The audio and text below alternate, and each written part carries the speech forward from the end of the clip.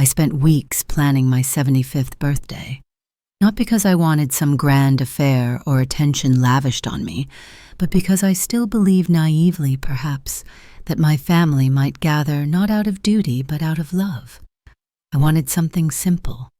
A garden lunch, a few flowers, some music from my younger days, playing softly in the background. I even ordered the small lemon chiffon cake from that bakery downtown, the one I used to buy for my late husband every year on his birthday. It reminded me of joy, of gentle moments, when someone remembered your favorite things without needing to ask. I called each of my children personally. I even mailed out little cards with my shaky handwriting, even though I knew they preferred text messages. I thought it might feel more personal. You are invited to celebrate 75 years of life, laughter, and lessons. I sealed each one with care. It sounds silly, doesn't it? A woman of my age still believing that a card or a date marked on a calendar could call love back to a table that had grown too cold. When the day came, I set the table myself. I polished the silverware that hadn't seen daylight since my 50th. I even brought out the embroidered tablecloth that had once belonged to my mother. It was a bit yellowed now, and one corner had come undone, but it held stories. I wanted the table to feel like home, not just a place to eat, but a place to remember. They arrived in clusters. Loud shoes on tile, quick hugs, glances down at phones. My grandson ran straight to the TV. My daughter came in balancing store-bought flowers in one hand and her phone in the other, barely offering a glance at the setup I had labored over. "Cute," she muttered when she saw the table. Cute. I told myself not to read into it. They had busy lives. I had lived long enough to know that the world spun fast for the young. But still something inside me sank, like I had spent hours building a sandcastle only to watch the tide come in before anyone really looked. They didn't ask about the music I chose. No one noticed the old photographs I'd arranged on the sideboard, snapshots of my childhood. My wedding day, their own baby faces with frosting smeared cheeks. It all sat there, ignored. Even the food which I had cooked slowly the day before was met with mild disinterest. "Is this gluten-free?" my granddaughter asked, already wrinkling her nose. But I smiled. I always smiled. That was my role. To smooth things over, to make things feel good, even when they weren't. I laughed when they teased each other too loudly. I fetched napkins and second helpings. I pretended not to notice how none of them made room at the table for me until I quietly dragged a chair into the corner. I suppose I should have said something then, but when you've spent your whole life trying to be small so others can feel big, it becomes second nature. You swallow the ache. You wash the dishes even on your birthday. You convince yourself that love can still be found in half-hearted hugs and distracted smiles. When it came time for cake, they realized they had forgotten it. My daughter called the bakery in a panic, and someone dashed out for whatever was left. It was chocolate, not lemon. No candles, just one of those waxy happy birthday toppers jammed in sideways. They sang the song out of tune, half laughing, half scrolling. And still I clapped. I smiled. I cut the cake and passed it around. But inside something began to quiet. Not in bitterness, but in resignation. Like a window closing slowly. Like realizing the party you planned wasn't for you at all, it was just another day for them. I don't remember what gifts I got that year. Probably candles, maybe a scarf. But I remember the way I stood in the kitchen after everyone left, my hands submerged in cold dishwater, staring out the window at a garden no one commented on. I remember thinking I spent 75 years making space for people, but when did they stop seeing me in it? That night I dried my hands slowly.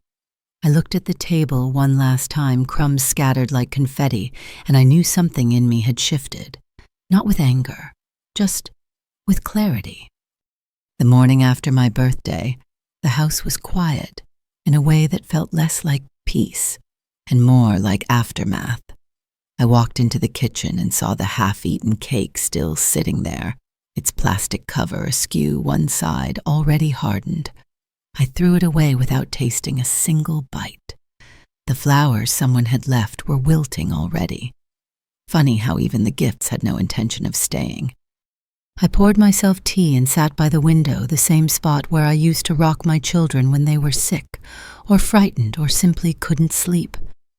I stared out at the garden I had once spent so many hours tending, but now the edges were overgrown wildflowers mixing with weeds. No one had mentioned it yesterday. No one noticed the blooming peonies or the old swing I had fixed last week in case the children wanted to play on it again. But they didn't. They just looked at their screens. I thought about all the birthdays I had thrown for others. The themed parties, the handmade decorations, the hours I spent baking the exact kind of cake they liked. I used to make little notes on what each child preferred: chocolate shavings, no nuts, strawberry glaze, extra whipped cream. It mattered to me. Their joy mattered to me. But as I sat there in the morning light, my tea growing cold, I realized I had become a background character in their lives. The one who opens the door, not the one anyone's coming to see. Later that afternoon, I overheard something.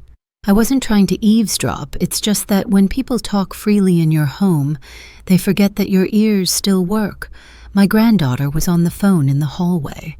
I couldn't hear who she was talking to, but her voice was loud, careless, as if I weren't just in the next room. She's sweet, but kind of an extra mouth to feed, she laughed. Mom says we'll have to help out more if she gets sicker. I mean, I get it, but I didn't sign up to be her nurse, you know. Her words didn't hit me all at once. They floated in slowly, like cold water seeping into fabric. Extra mouth. Like I was some stray dog someone had fed once out of guilt, but who now hung around too long, outstaying her welcome. My hand went still on the edge of the kitchen counter. I stood there perfectly still, like if I didn't breathe too loudly, I could disappear altogether. She didn't know I was listening. She wouldn't have said it if she thought I was there. But that was the cruelest part. She didn't think I was there, that I mattered, that my presence could alter a conversation or even pause it. I went to my room and sat on the bed, the soft yellow comforter bunched beneath me. I looked around at the things I'd kept all these years, the worn book my husband once gifted me, the photo frame of all the grandkids I dusted every Sunday, the little stitched pillow that read, "Love grows here." I touched the pillow gently, then set it down. That evening I tried to act normal. I set the table, made soup, asked if anyone wanted seconds. My granddaughter said she was going out. She brushed past me, barely saying goodbye, perfume lingering longer than her presence. I didn't say a word. I didn't let my voice crack or my tears surface. There is a particular kind of strength in staying silent when your heart is breaking. Women of my age know it well. After she left, I stared at the empty chair across from mine. I remembered when she used to sit there with pigtails, her mouth stained red, from cherry popsicles, asking me to braid her hair before bedtime. She used to call me her favorite person in the world. Children are born with love. They don't learn disdain on their own. They're taught it by time, by bitterness passed from one hand to the next like a family heirloom. I went to the hall closet that night and pulled out an old box I hadn't touched in years. Inside were things I had tucked away, letters, old recipes, bits of cloth from dresses, long outgrown. At the very bottom I found something I hadn't thought about in a long while, a small metal key tied to a faded blue ribbon. I held it up, watched how the light caught the teeth of it. It was a spare key to the house. I had made it years ago, back when my granddaughter still dated that young man, the one who used to help me carry groceries, who once patched a broken fence without being asked, the one she left behind when she said he wasn't ambitious enough for her.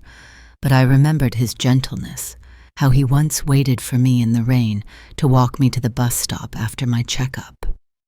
The key was cold in my palm, but for the first time that day, I felt something else rise up in me.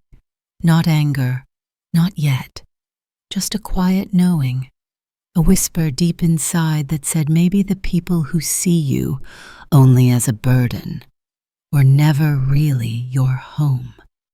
The next morning came with the usual sounds: birds scratching in the eaves, a delivery truck somewhere in the distance, the hum of my refrigerator that always seemed louder when no one was talking. I sat at the kitchen table with a piece of toast I didn't want and tea that had long gone lukewarm. I was still holding the key in my pocket, my fingers curling around it every so often, like it might unlock more than just a door. It was barely past noon when the doorbell rang. I wasn't expecting anyone. Most days, people didn't come by unless they needed something. An old document, a signature, maybe a casserole dish they'd forgotten to return 6 months ago. But when I opened the door there, he stood, my granddaughter's ex.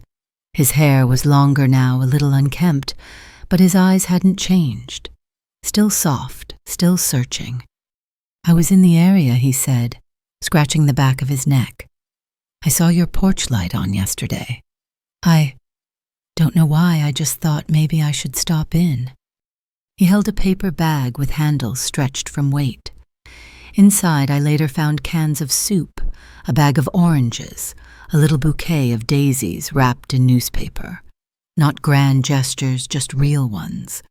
The kind you don't expect anymore, because you've been trained to believe they're outdated. I invited him in, unsure what else to do. It had been years since I'd seen him last. The breakup had been abrupt. My granddaughter called it growing up. She said he was too quiet, too safe, too ordinary. But ordinary, I was realizing more and more, was not the insult they made it out to be. There is comfort and kindness in quiet people who show up without needing to be begged. He sat across from me and we talked at first awkwardly about the weather, about how strange it was to see him again. But then the conversation deepened like old roots finding soil. He asked about my arthritis, about how I slept, about the garden, not out of obligation, not because he was fishing for favor, but because he remembered. I told him about the birthday, about how strange it had felt, how empty the celebration had been, even though the house was full. He didn't interrupt. He didn't offer solutions. He just listened, nodding at the right times, offering nothing but his quiet presence. And when I told him hesitantly, carefully, what I'd overheard my granddaughter say, I watched something shift in his face. Not shock exactly, more like sorrow, the kind you feel when something breaks that you once held dear. "She shouldn't have said that," he murmured. "You've always done more for her than anyone else. I remember."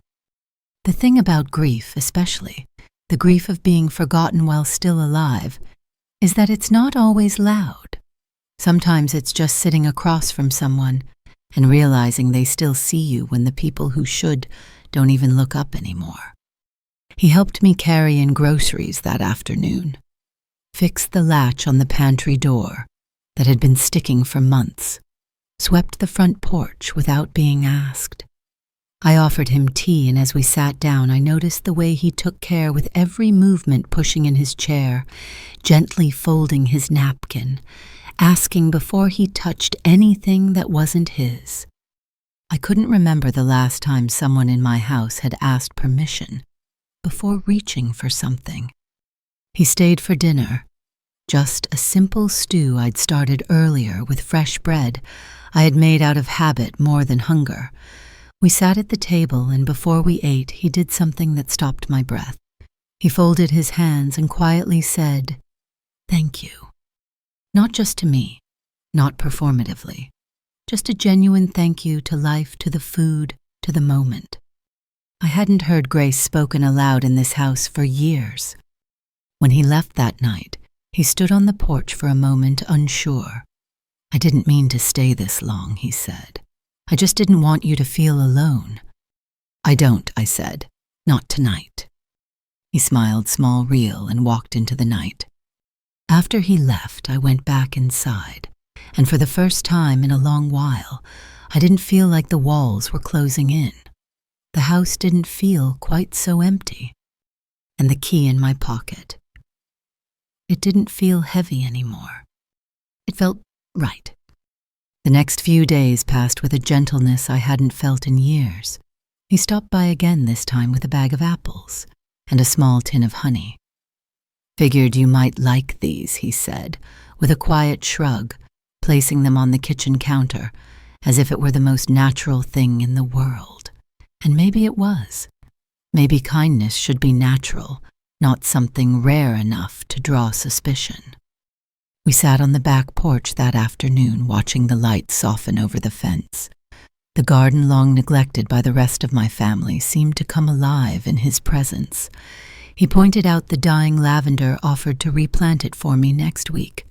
"It just needs space," he said gently, running his fingers over the brittle stalks. "And a bit of patience." I nodded, though we both knew we weren't just talking about lavender.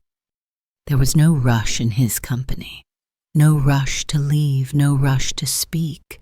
Just a presence that gave me room to breathe. And in that stillness, I started to hear myself again. Not the voice I used when placating others, when smiling through gritted teeth, but the quieter voice, the truer one. The one I hadn't listened to in years. That evening we shared leftover soup, and he asked if I had any old records. I hesitated, then pulled out a box from the hall closet thick with dust and memories. I hadn't opened it since my husband passed, but he helped me carry it to the living room, and before long Nat King Cole's voice filled the house with honeyed notes that curled through the corners like long-lost warmth. He didn't ask about the photos scattered on the table. He didn't pry. But when he saw the wedding portrait of me and my husband, he picked it up, reverently. "You looked happy," he said. "I was," I replied, and for once the ache in those words didn't sting as much. It wasn't long after that dinner that the whispers began. First a message from my daughter. "Why is he there?" Then a call, then another. The tone sharp, accusatory, frantic, not with concern for me, but with wounded ego. "You're being manipulated," she said. "He's just trying to get back at her through you." I let her speak. I didn't interrupt. I listened to the fear behind the venom. But when she paused long enough to demand, "Do you really not see what he's doing?" I answered softly, "I see very clearly, darling, for the first time in a long while." That was the moment the air turned cold between us. I could feel the shift in her voice, the clanging alarm of a daughter who was used to controlling the narrative, suddenly realizing her version of the story was no longer the only one being told. The next day, my granddaughter arrived unannounced. She didn't greet me. She marched into the house like a storm, the door banging shut behind her. She stood in the kitchen, arms crossed. "Why is he here?" she snapped. "Did he tell you we broke up? Did he leave out how lazy he was? How unmotivated?" I met her eyes calmly. "He's here because he's kind, because he listens, because he doesn't treat me like I'm in the way." She scoffed. "You're choosing him over me, over your own family." I wanted to scream, then not from rage, but from heartbreak. The kind of heartbreak that comes from watching someone you once cradled in your arms become a stranger who can look at you and see nothing but inconvenience. "I'm not choosing him," I said. "I'm choosing myself."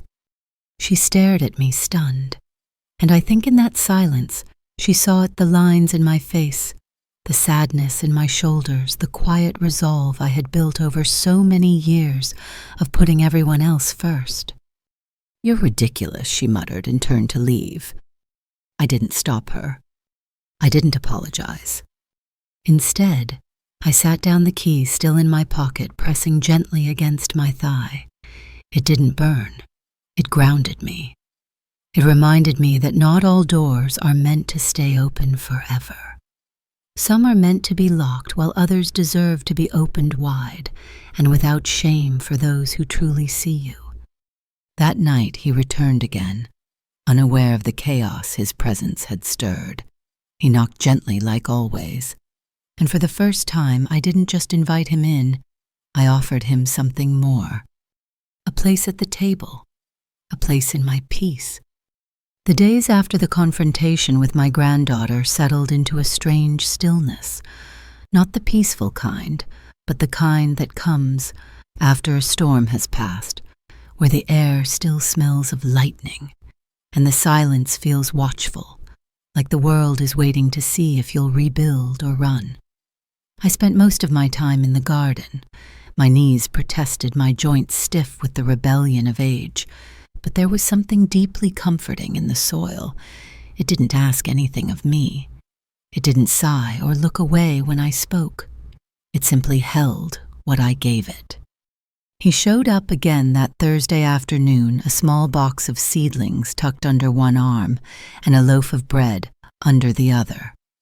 Figured you might want to plant something new, he said, his smile gentle. He didn't mention the argument I had told him about. He never prodded. He gave me the dignity of silence, where others would have filled the air with opinions and judgment. We planted together, basil thyme, a few marigolds. As we worked, he told me about his new job at the hardware store, how he liked being around things that needed fixing. At least they don't talk back, he joked. I laughed, a real one this time, not the paper-thin kind I'd learned to wear like armor. When the last seedling was nestled into the dirt, I stood back and looked at the bed we'd made. It wasn't much, but it was something alive, something growing, and I couldn't remember the last time I'd made anything with someone who didn't expect repayment. That evening, my phone rang again. My daughter. I didn't answer. She left a voicemail, her voice syrupy with forced patience. "We're just concerned, Mom. He's clearly trying to insert himself into your life, and you're vulnerable right now. Please don't do anything you'll regret." Regret. The word stung. Not because it was accurate, but because it had become the currency they traded in fear, guilt, control. I had spent most of my life avoiding regret, saying yes when I wanted to say no, staying quiet when I should have spoken, giving more than I had just to avoid seeing disappointment flash across someone else's face. But now, with this new stillness in the air, I began to wonder if the only real regret was never choosing myself at all. The next morning I made 2 cups of tea and left one on the porch for him. He arrived like clockwork, touched by the small gesture. We sipped in silence, the world soft around us. He asked if I'd like help organizing the garage. I said yes, not because I needed it, but because I wanted the company. As we moved old boxes and dusty tools, we found a crate of my late husband's belongings. Inside, letters, dozens of them, some written to me, others never sent. I didn't open them, I wasn't ready, but I held the bundle in my hands and felt the weight of time. He looked at me and didn't say a word. That silence, so rare, so respectful, felt like an embrace. After he left that evening, I made a decision. I took the key from its ribbon and placed it into a small velvet pouch. I walked it to my nightstand and set it down gently, like placing a crown upon a pillow. It was still too soon, but I was beginning to understand what it symbolized. Not just entry into a house, but entry into trust, into my sacred space. A token of recognition for someone who had seen the crumbling edges of my life and stayed to sweep them up. The next weekend, my granddaughter came again, this time with her boyfriend. A new one, polished, loud, wearing shoes that cost more than my monthly groceries. They didn't come to visit. They came to inspect, to assert control. She walked through the house like a realtor, showing it to a potential buyer, making comments about the dated layout and old furniture. He made himself comfortable on my couch, feet up scrolling through his phone, like the space was already his. She found the velvet pouch on my nightstand, opened it without asking, held the key up like she'd found contraband. "What is this?" she demanded. "A spare," I replied calmly. "For him." Her voice cracked disbelief and fury colliding in her throat. "You're seriously giving him a key to this house?" "He's earned it," I said, with kindness, with presence, with respect. She laughed high and bitter. "You're insane. He's using you." "No," I said, my voice as steady as I could make it. "He sees me." That was when her boyfriend finally looked up. "Sounds like someone's got a little crush," he said with a smirk. I didn't flinch. I didn't rise. I looked him straight in the eye and said, "No, dear, it's not a crush. It's a recognition." She stormed out after that, dragging him behind her, slamming the door so hard a picture fell from the hallway wall. I didn't chase them. I didn't call. I picked up the frame and set it gently on the table. The glass cracked across our last family portrait. I stared at it for a long while. Sometimes things break so the truth can shine through. That night I didn't cry. Not like I used to, quietly into my pillow, afraid someone might hear and twist my grief into guilt. I simply sat in my favorite chair, the one with the thinning cushions and the hand-sewn armrest cover, and listened to the house breathe around me. It groaned with old wood and settled dust, but it felt more like mine than ever before. In the past, I would have second-guessed myself. I would have called them, apologized for making them uncomfortable, tried to explain what I meant, as if I owed them some redemption. They never offered me, but this time I sat in the stillness and let the silence defend me. The next morning I woke up early. The sun hadn't yet fully crested the trees, and the light that filtered through the curtains was that quiet pearly blue that only appears for a moment before becoming day. I moved slowly, deliberately, made myself oatmeal, watered the marigolds, swept the porch not because it needed it, but because it felt good to care for something. Around mid-morning he came by again. I hadn't called him. He hadn't warned me. He just showed up with 2 coffees and a soft smile that didn't demand anything from me. "Rough day?" he asked, gently handing me the warm cup. I nodded. "They came yesterday." He didn't ask for details, didn't probe, just nodded with the kind of understanding that doesn't need stories, only presence.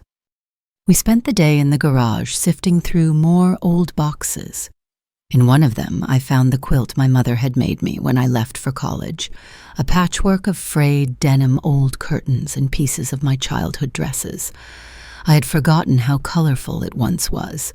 Faded now, yes, but still strong, still stitched with love that hadn't unraveled. He helped me fold it carefully, reverently. "It's beautiful," he said. I think I forgot that I whispered. Sometimes you get so used to something being part of the background you stop seeing it for what it is. He nodded, and I could tell he knew I wasn't talking about the quilt.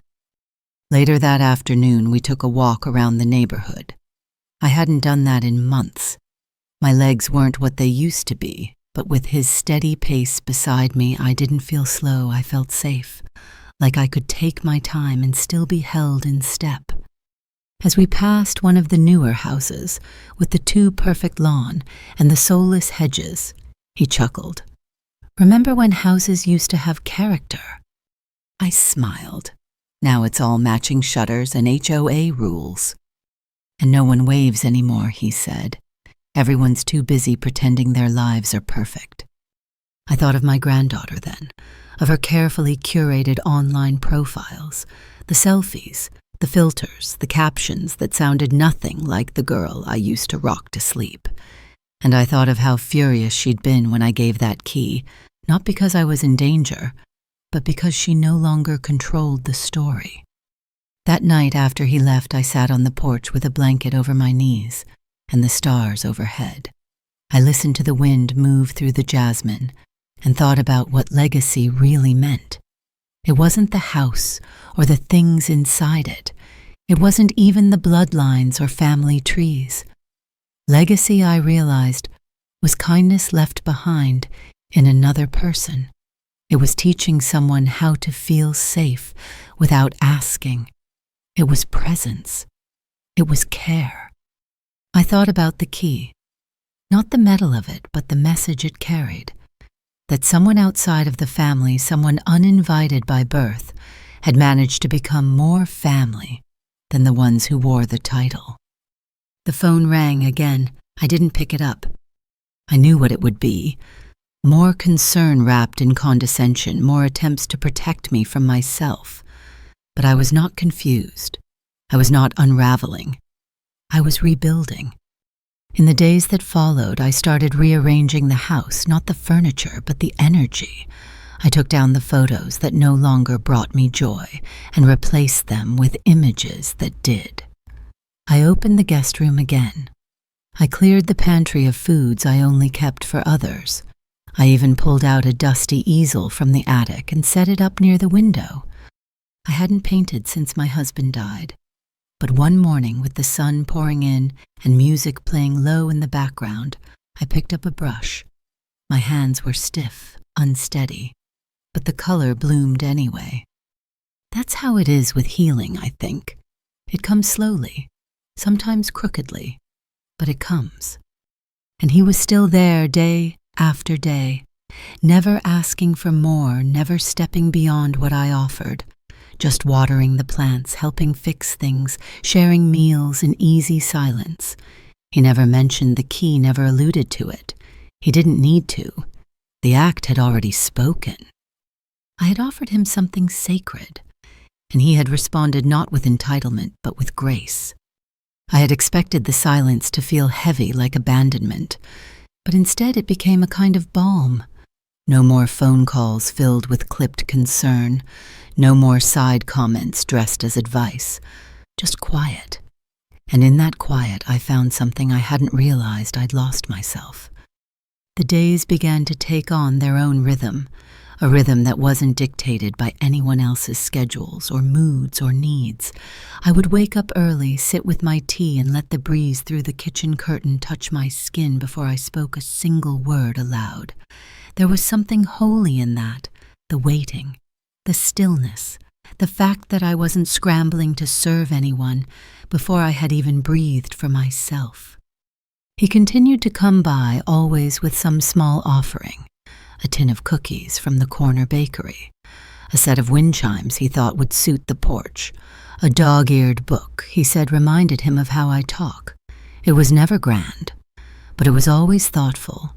And more importantly, it was never for show. One day he arrived with nothing in his hands and simply said, "Would it be all right if I sat with you today?" I smiled. "Of course. You always have a place here."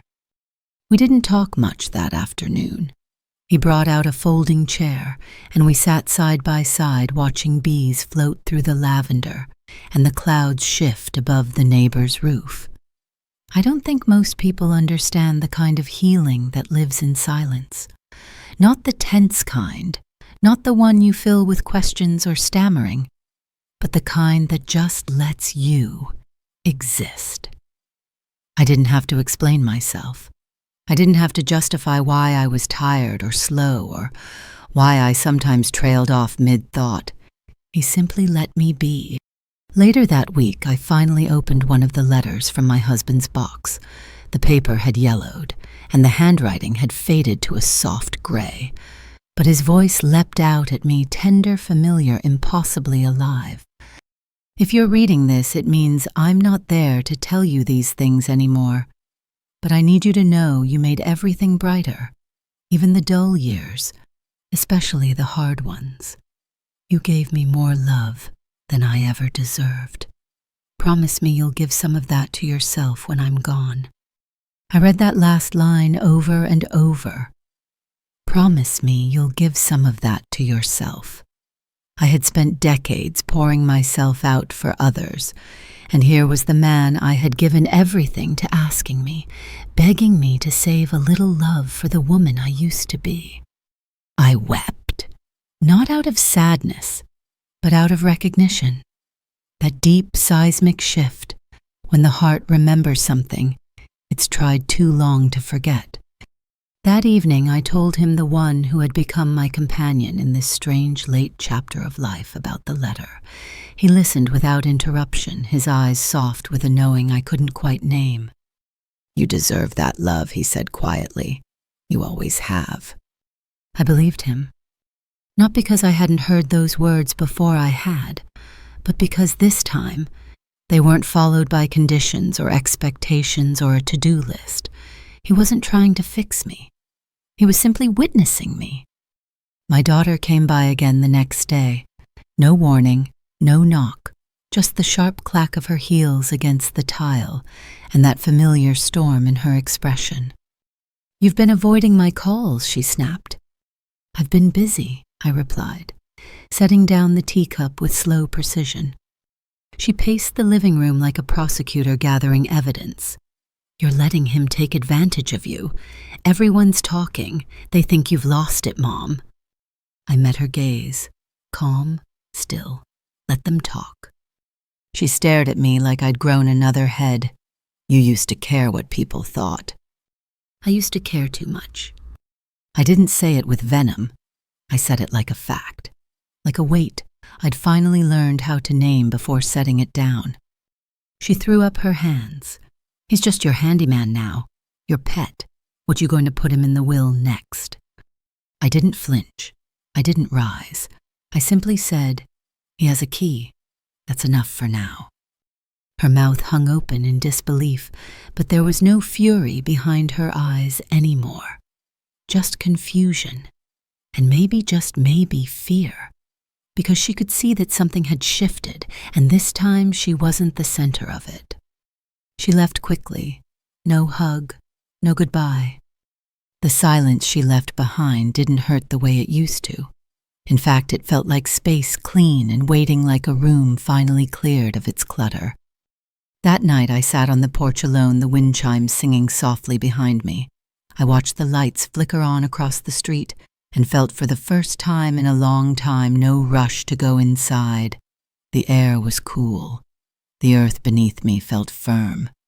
And somewhere deep inside I could feel the roots of something new beginning to take hold.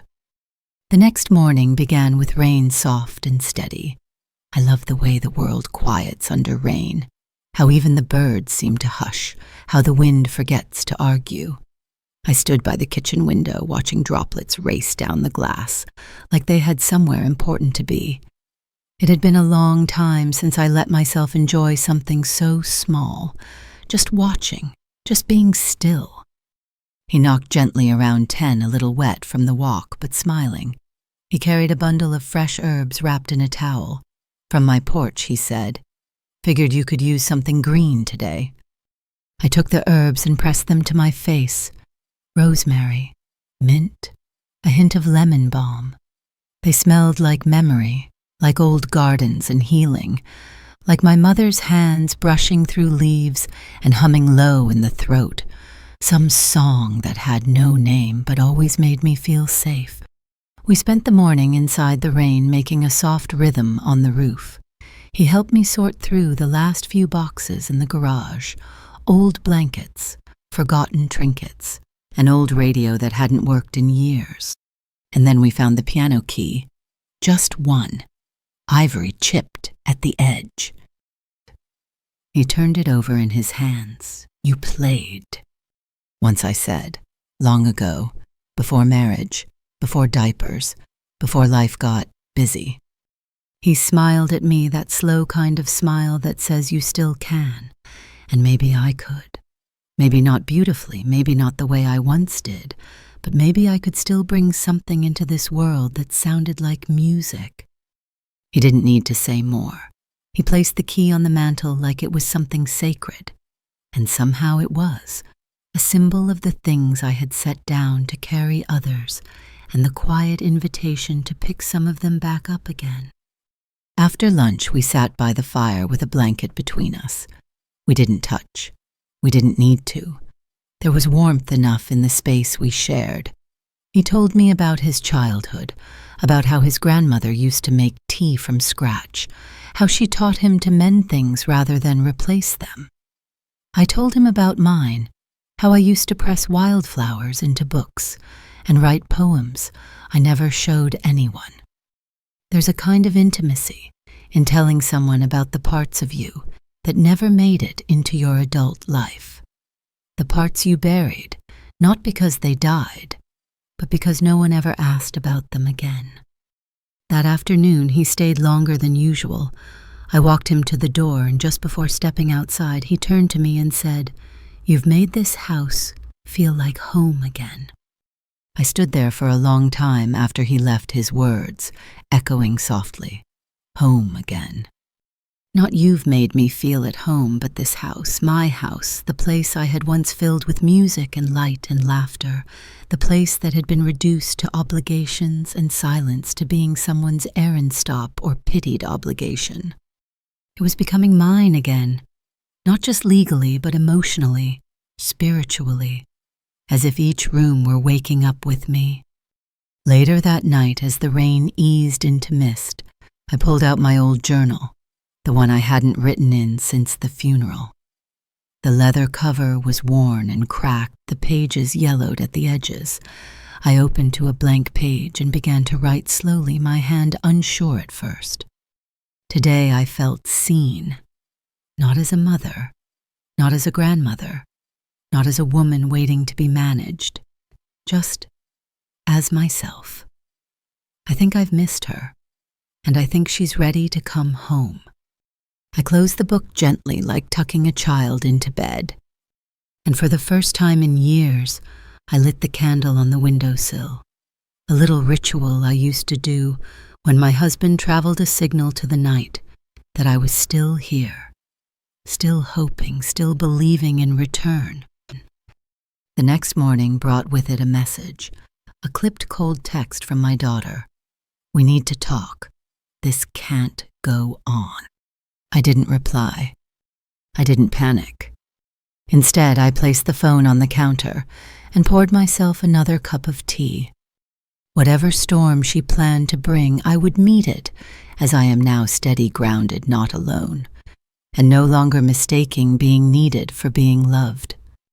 The message from my daughter sat unopened for the rest of the day. I saw the little gray preview bubble flash again later. "Why are you ignoring me?" But I didn't touch it. I didn't owe urgency to anyone anymore, not when their concern came dressed as control. Instead, I let the morning unfold as it wished. I tended to my plants. I aired out the guest bedroom. I took out the chipped blue teacup I used to save for visitors and used it for myself. That simple act, choosing the pretty cup, the special one, felt like a rebellion against every quiet self-erasure I had performed for years. Around noon he knocked. No coffee this time, no gifts, just himself and that small, steady presence that had become as natural to me now as breathing. I was in the neighborhood, he said, though we both knew by now he didn't need an excuse. I invited him in. We talked about nothing for a while, the neighbor's dog, the way the clouds hung unusually low, how the rosemary had started to flower. But after a few minutes, he grew quiet, thoughtful.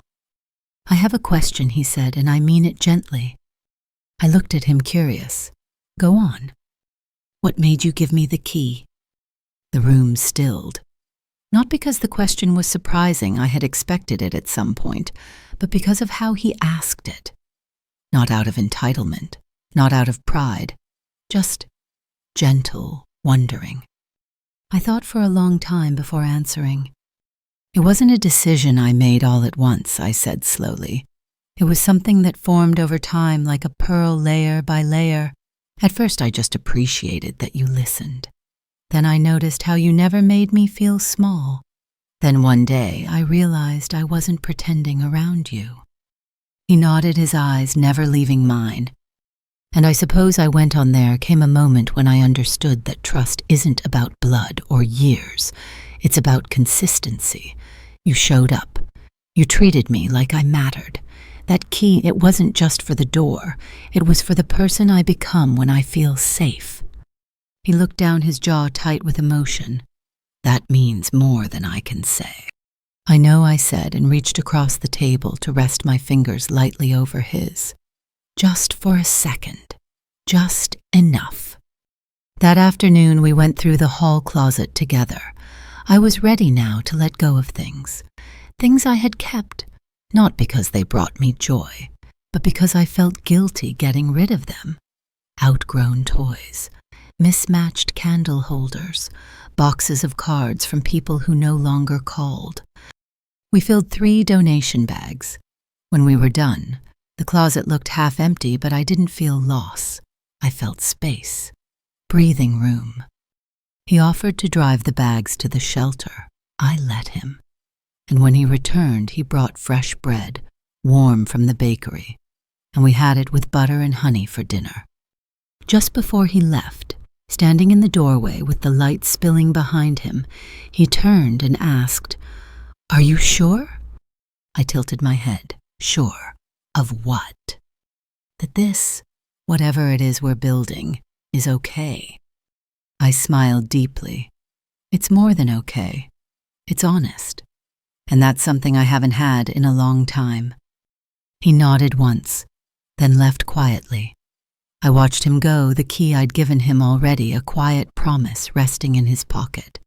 He didn't use it tonight, and I didn't expect him to, but it was there, a symbol, a sentence left hanging that didn't need to be finished.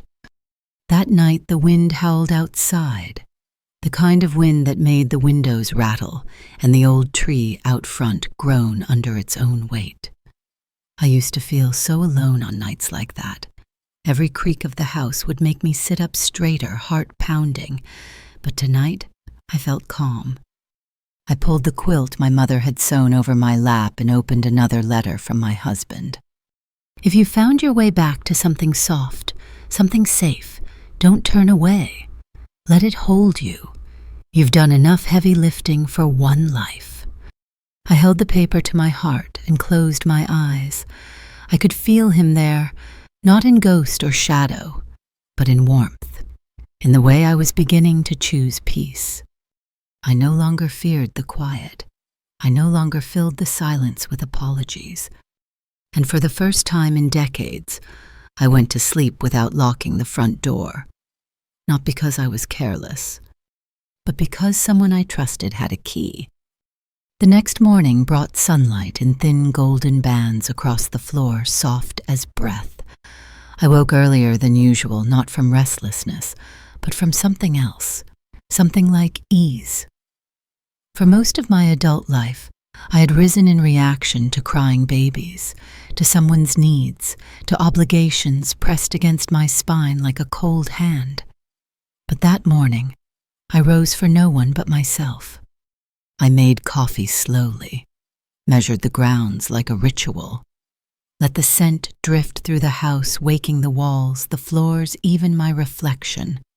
I passed the hallway mirror and paused, really paused and looked, not to fix anything, not to judge, just to witness. I saw lines carved by years of laughter and disappointment. I saw softness in my eyes, where before there had only been alertness, vigilance. I whispered something I hadn't said aloud in years. You're still here. He didn't come that day, and that was fine. There was something sacred in the space, too. His presence had never been a crutch, just a light. Now that the path was a little more visible, I could walk some of it alone. But of course the calm never lasts uninterrupted. My daughter returned, this time not in a storm, but in ice.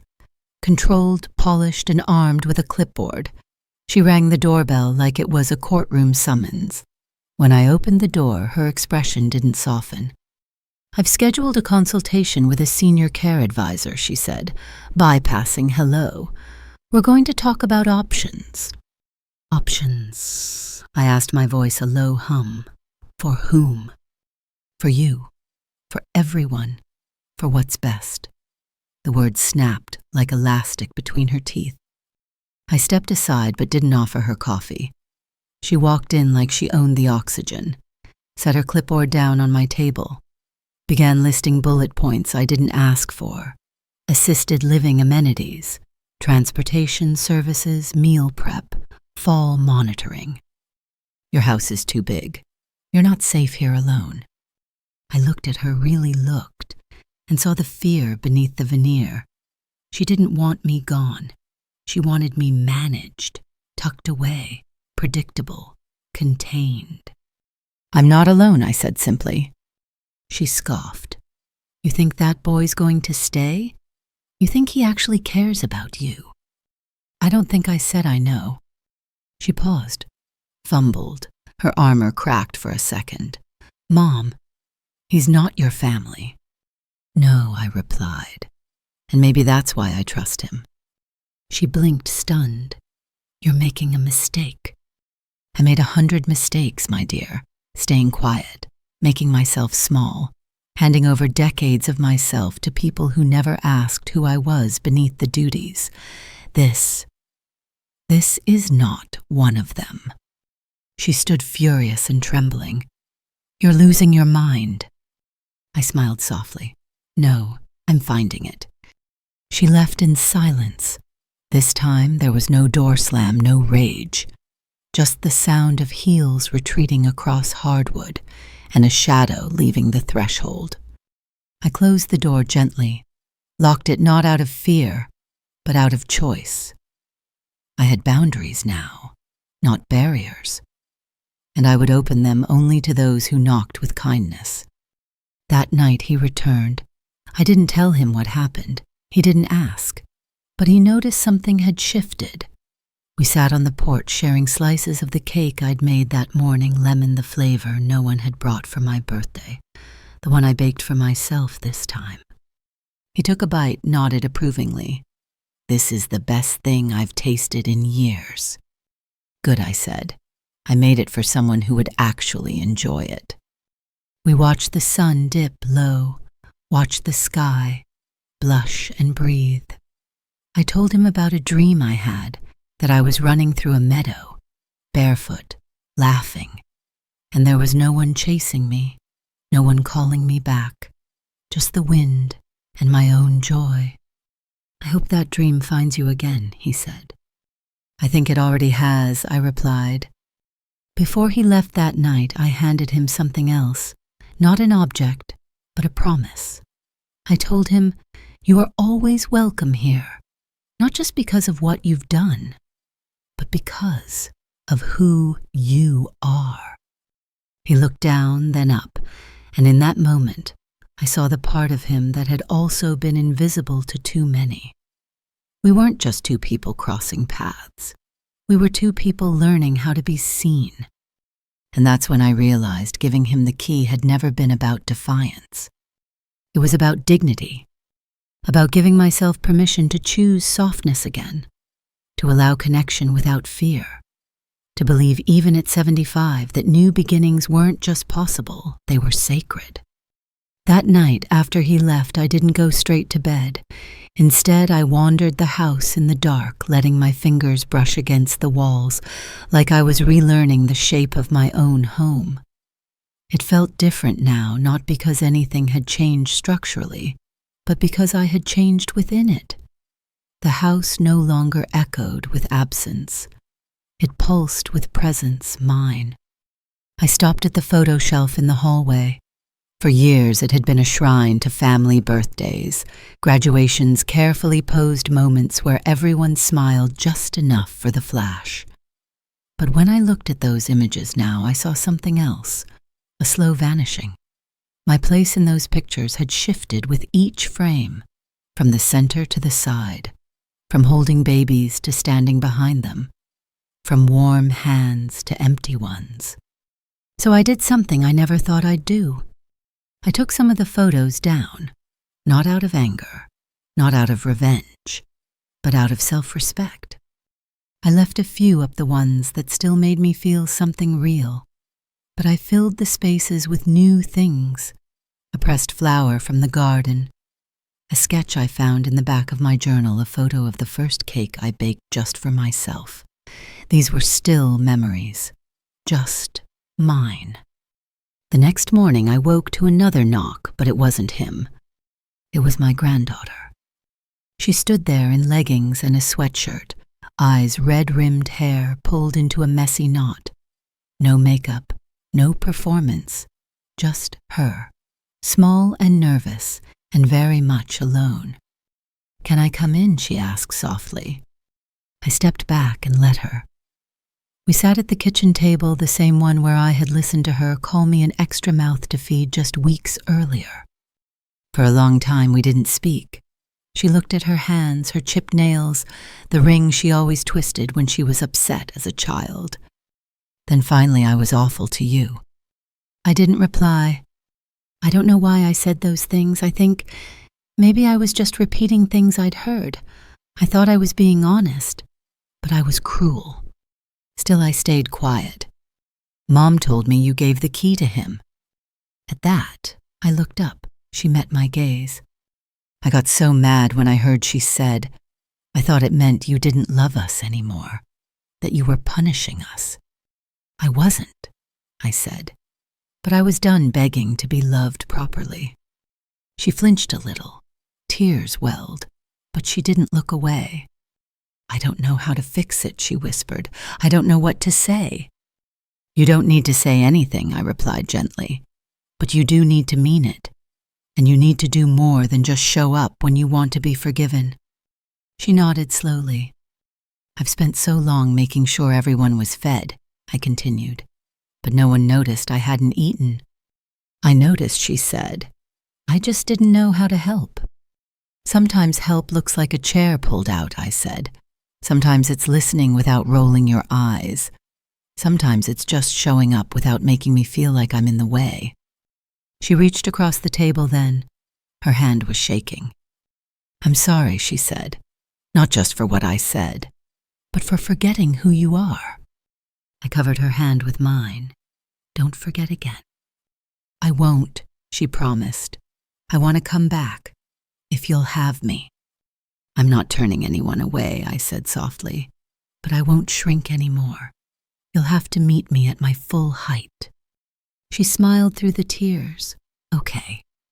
She didn't stay long, but when she left, she hugged me, not the quick, obligatory kind, but the kind that lingers, the kind that holds.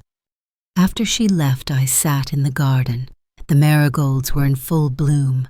I plucked one and held it between my fingers, marveling at how something so small could be so loud in color. He arrived a little later, as if by intuition. I told him what happened. "I'm glad she came," he said. "So am I," I replied. "But I'm not putting the photos back up, not yet." "You don't have to," he said. "Your walls should tell the truth." We sat together on the steps, quiet. The sun began to set behind the fence, painting the sky in gentle streaks of gold and blush. I felt no weight in my chest, no guilt pressing down. Just a lightness, a readiness. Because this wasn't the end of anything. It was the beginning of boundaries. The start of peace. The proof that you could reclaim your own name, your own space, even after years of being spoken over. It rained again the next morning, steady, rhythmic, and almost kind. I watched it from my bedroom window, while the kettle warmed on the stove. The garden, still damp from yesterday's watering, looked even greener under the mist. I saw the marigolds bending gently under the weight of droplets, never breaking, just bowing for a moment until the sun came again. I thought about my granddaughter's visit. Her apology was a start, and I didn't doubt its sincerity. But I also didn't mistake it for a cure. Healing isn't a moment, it's a practice. It's a garden you tend to long after the apology's been spoken. And I was finally learning to care for my garden, to decide who I'd let through the gate. He arrived with a new book tucked under his arm, something about poetry and grief. "I thought of you when I read the first few pages," he said. "There's a line I wanted you to hear."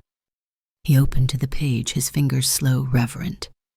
"Some days we water the things that will never bloom again. Other days, we remember we are the bloom. I closed my eyes for a moment, letting the words root down inside me. "You've always been that," he said gently. "A bloom, even when no one looked." That afternoon, we made soup together. I taught him how to stir counterclockwise the way my mother taught me, while herbs steeped and onions softened in the pot. We moved in rhythm, not rushed, no one barking directions or clattering pans, just quiet work hands moving hearts open. He asked me about my childhood. I told him about summers spent catching fireflies in jars with holes punched in the lid, about my father's radio humming jazz in the evening while we shelled peas, about my first love, a boy with a chipped tooth and a laugh that felt like sunlight. I hadn't said his name in 40 years, but I said it now, and it didn't hurt. As we ate together, I realized something this table had become new again, not in furniture or placement, but in spirit. It no longer held the weight of silence or duty. It held presence. It held freedom.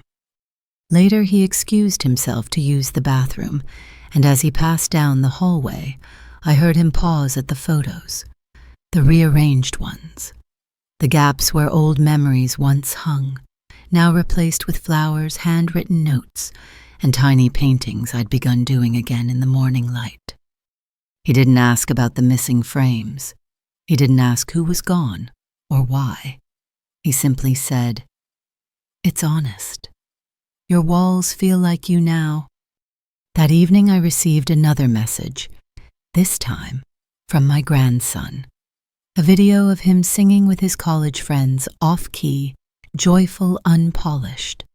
Underneath a short message, "Love you, Grandma, miss your cooking."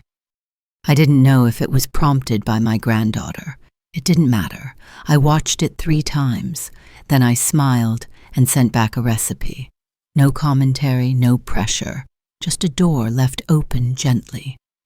I thought again about the key, the one in his pocket, the one I had given without drama, without ceremony, without warning. I hadn't told anyone, not even him, what that moment really meant to me. It wasn't a gesture of rebellion.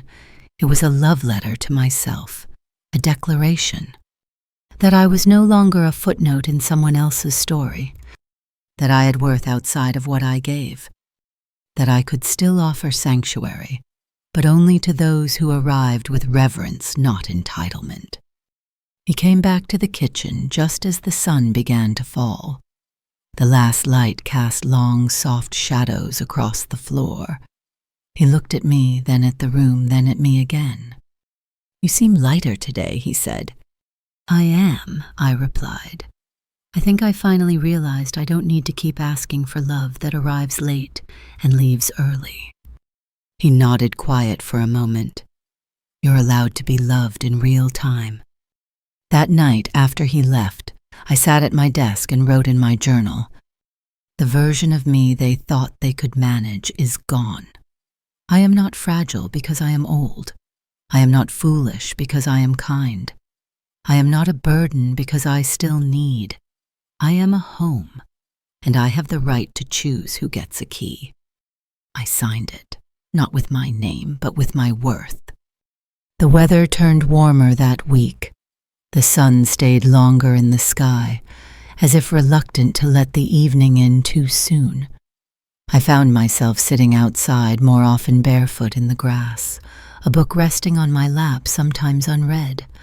I wasn't chasing answers anymore. I was just letting things be. One afternoon, he arrived with something tucked beneath his arm, a wooden frame. Inside it was a photo I hadn't seen in decades. I blinked when he handed it to me. "Where did you get this?" I asked, my voice soft with awe. He looked sheepish. "From the donation box. I think it got mixed in with the blankets. I wasn't sure if you'd want it back." It was a photo of me. Just me. Younger, maybe 35. Sitting on the porch steps with my hair falling out of its bun, laughing at something beyond the camera. I'd forgotten it existed. I didn't even remember who took it. But there I was, unposed, unguarded, alive. "I've never seen you look more like yourself," he said. Tears sprang before I could stop them. Not from sadness, from recognition. It was like meeting an old friend, one I'd buried beneath decades of obligation and disappointment. "Thank you," I whispered. "I'd forgotten that woman." "She's still here," he said. "Every time you speak with that quiet fire, every time you stand your ground." I set the frame on the mantel beside the marigolds we'd picked together. No need to hide her anymore. She deserved a place in this home, not as a ghost, but as a returning. Later that day, I got a letter in the mail handwritten in my daughter's script. That alone was startling. We hadn't exchanged real letters in years. I opened it slowly, unsure what I'd find. "Mom, I don't know what you're doing. I don't know if I understand it, but I can feel something's changed. And maybe I've been afraid of it because I've always needed you to be what I expected, not who you really are. I know I've hurt you. I've made you feel small when you've only ever made space for us. I don't know how to fix that, but I hope you'll let me try. Love, your daughter." I read it 3 times, then folded it gently and placed it in my journal right next to the page where I'd written, "I am not a burden because I still need." The next morning I called her. Not to discuss everything, not to dig into old wounds, just to say I got your letter. And when she whispered, "Is it too late?" I said, "It's only too late when no one's willing to grow." She cried then, quietly. Not the kind of crying that demands to be rescued, but the kind that hopes to be received. That night he came for dinner again. I told him about the letter, the call, the slow thaw. "Are you scared?" he asked. "A little," I said honestly, "but mostly I feel whole, like someone's stitching me back together from the inside out." He smiled. "You're doing the stitching." We ate by candlelight not because it was romantic or fancy, but because the power had flickered out for a moment, and we didn't mind. The flickering light cast soft shadows on the walls, and in that glow the house felt older and newer, all at once, like a place that had been reborn in quiet ways no one would notice but me. Before he left, he stood in the doorway a little longer than usual. "You know," he said, "you're the reason I stayed in town." I blinked. "What do you mean?" "I was planning to move, get a job in the city, start over. But then I knocked on your door, and something told me don't leave yet. There's something sacred here." I didn't know what to say, so I didn't. I just reached for his hand and squeezed it gently. After he left, I stood at the threshold for a while, listening to the night. The air smelled like jasmine and cut grass, and somewhere in the distance a train whistled. I remembered being a girl, standing on a porch, just like this, dreaming of freedom. And now, all these years later, freedom didn't look like escape. It looked like coming home to myself. I locked the door behind me, not because I was afraid, but because the only person with a key had earned it. The days that followed were stitched with quiet grace. Not everything was resolved, of course. Some wounds stay tender long after the bleeding stops, but something in me had shifted so deeply, so irrevocably, that even the old pain had softened its edges. I didn't flinch when the phone rang. I didn't shrink when someone doubted my choices. I had rooted myself. One morning, I found myself humming in the kitchen an old song my mother used to sing while folding laundry. I didn't realize it at first. It just rose up unbidden, like a memory I hadn't given permission to return, but welcomed anyway. I didn't silence it. That same day, he arrived with a set of paintbrushes and a small canvas. "I thought maybe you'd want to try," he said, eyes kind but not expectant. I laughed. "Try what?" He grinned. "Whatever you want." So I painted. Not well, not precisely, but with joy, with abandon. It was nothing, a smudge of green, a swirl of blue, something that might have been a sky if you squinted sideways. But when I stepped back, I realized what it really was, space. Permission. A woman returning to herself, stroke by imperfect stroke. He sat beside me as I worked, not watching me like I was a spectacle, but like I was something unfolding. When I dipped the brush again, he said, "You seem lighter lately." "I am," I said, because I stopped waiting to be invited into my own life. He didn't answer. He just nodded and kept me company, and that was more than enough. That afternoon, I found my granddaughter's old bracelet in a drawer, a little chain with a heart-shaped locket tarnished and forgotten. I remembered the day I bought it for her, her 10th birthday. She wore it everywhere for months until fashion replaced sentiment. I polished it slowly and wrapped it in a napkin, not to give back immediately, just to remember that not all love is wasted even when it's unreturned for a while. Sometimes it circles back in new form. That weekend she came again, not with excuses, not with grand gestures, just herself. She helped me weed the garden. We didn't talk about what was broken. We just tended to what could grow. At one point, she looked up at me from the flower bed and said, "He's good to you." I nodded, yes. "You deserve that," she said, brushing dirt from her knees. "I don't think I ever really thought about how lonely you must have been." I didn't rush to reassure her. I let the truth sit between us like sunlight on skin. "I think I was waiting for someone to notice," I said. "But now, I'm not waiting anymore."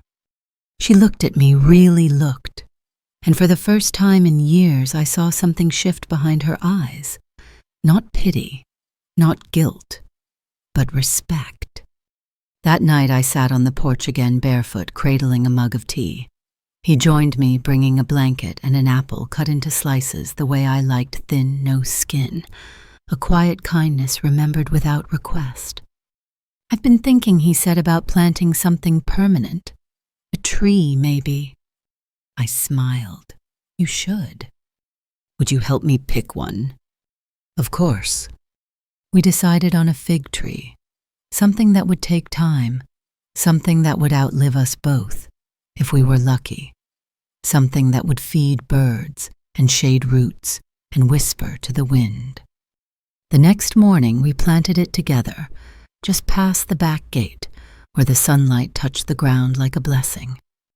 As we dug, I felt my joints ache, but I didn't stop. I pressed my palms into the earth and thought, this is what it means to begin again. Not by forgetting the past, but by growing beyond it. When we were done, he handed me the shovel and said, "You've been planting things your whole life." "Yes," I said, "but this time I get to watch them grow."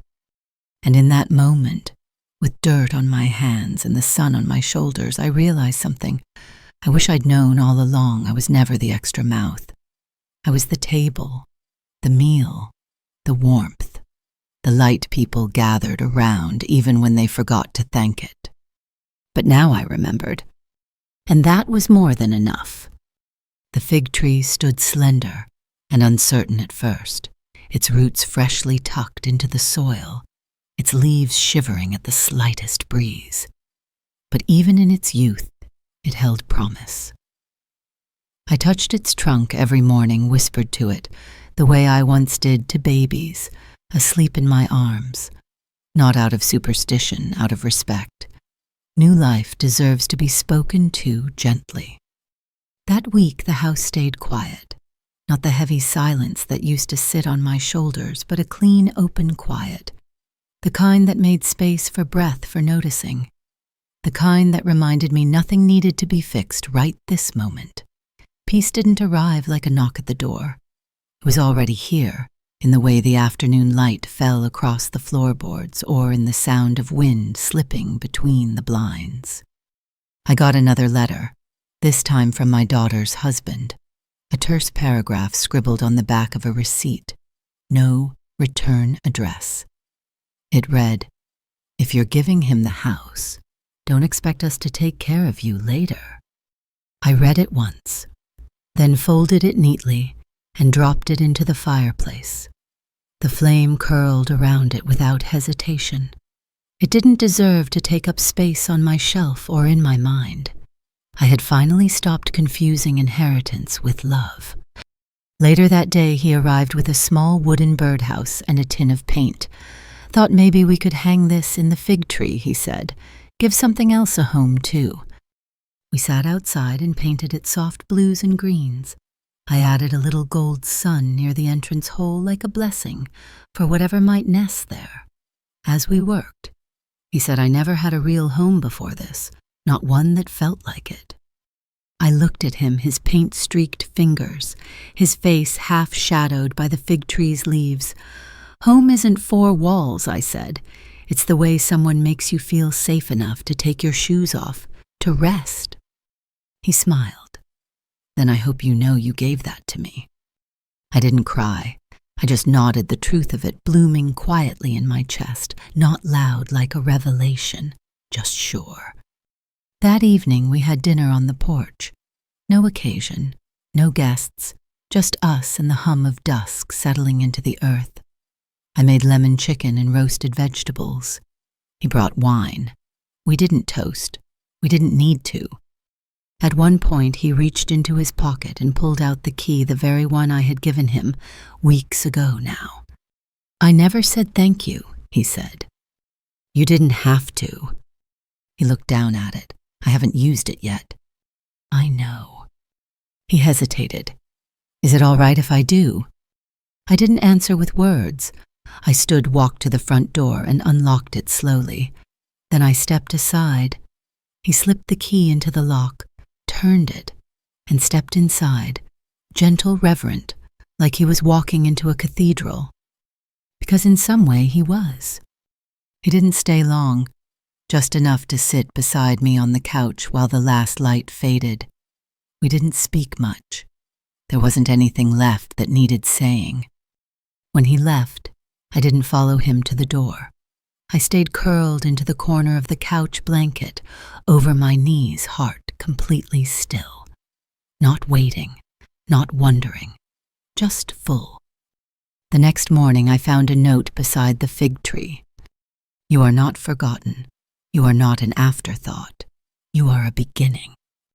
I held the paper for a long time before tucking it into my journal between pages, where I'd once written about grief and silence.